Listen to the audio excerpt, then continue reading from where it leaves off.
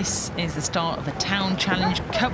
Women's Cox's Falls Thames Rowing Club on the Berkshire Station against Leander and Oxford University on the Buckinghamshire Station in that pink. And as they start off the start, they're close together. Both crews are getting warned immediately. Oh, that was narrowly avoided there, wasn't it? Very tempting to do. Sometimes they're like magnets, aren't they? Trying to pull together and get tangled up. But that was well corrected by both boats there.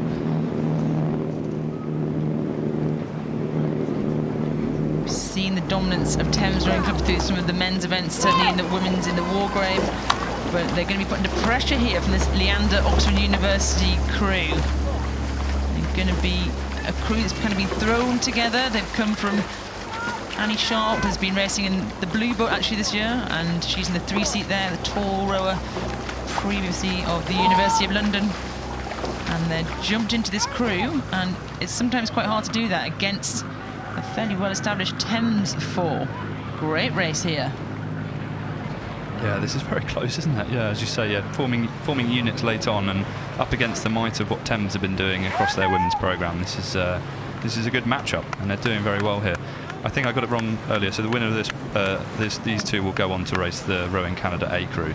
The Moulder Boat Club will go on to race the crew from Spain. But look at this. Good matchup here, and buckets in both boats. Obviously, you got the memo and kind of going with the rigging theme. But yeah, lovely shots here of these boats here, matching each other pretty closely for rate, aren't they? Stroke for stroke.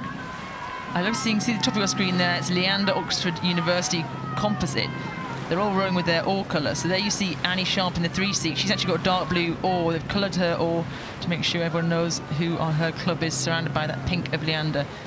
Definitely giving it some welly through the middle of that stroke there, and they're going to need to be, because Thames are not going away. They can't shake them.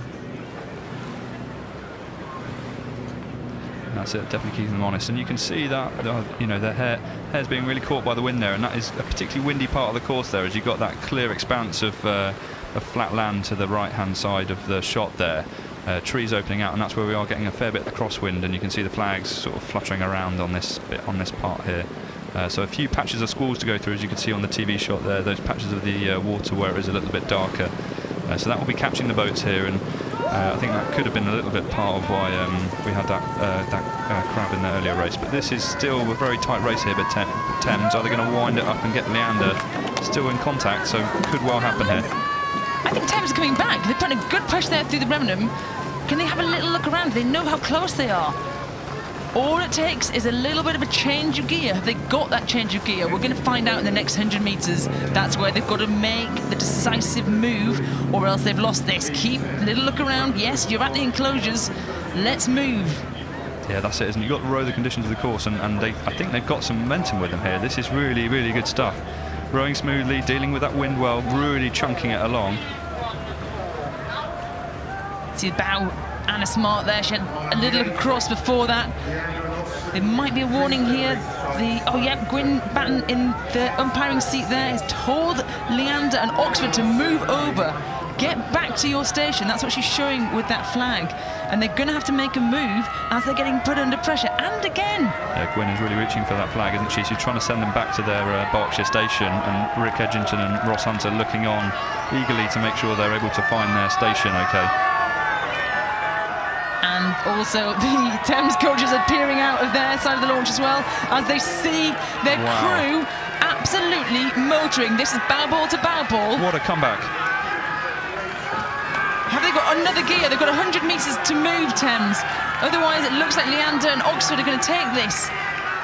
They're really motoring up, aren't they? I want to see the eyes of the crew members down their boat. Who's got these final dying stages? Have you got any watts left to put down through the water as it comes right to an... I couldn't call it. I can't call it. That is so close, isn't it? I mean, that was really, really well built up in that closing stages by Thames, who found that extra gear early on. Whether they just got there in the end, we'll see. The Gwyn's wearing the white flag, so that's a clear race. But what was the finish verdict? No that was objections. tight. Both boats are flat out here, aren't they? No verdict. A little tap as Thames almost join us in our commentary box here. Everyone's shattered, aren't they? All got their feet out and laying back and trying to relax after what was been a big push there all the way to the line. So what happens now? The finish line judge will do a replay to make sure we give the right call at this moment in time. And they're going to have a look at that on the finish line to see who actually crossed it. It's hard for us to call it by eye. Sometimes it's easy for us to call it here. I mean, there's three of them up there who'll be rewinding that tape and pressing play and having a good look as to which bow ball crossed that line first. Yeah, we have a camera on that finish line to tell us who wins, but they're obviously taking another tighter look at that. That's got to be the closest race of the day.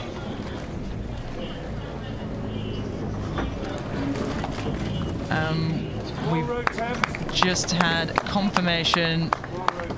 This is a win in the Town Challenge Cup by 2 feet for Leander and Oxford University over Thames Rowing Club.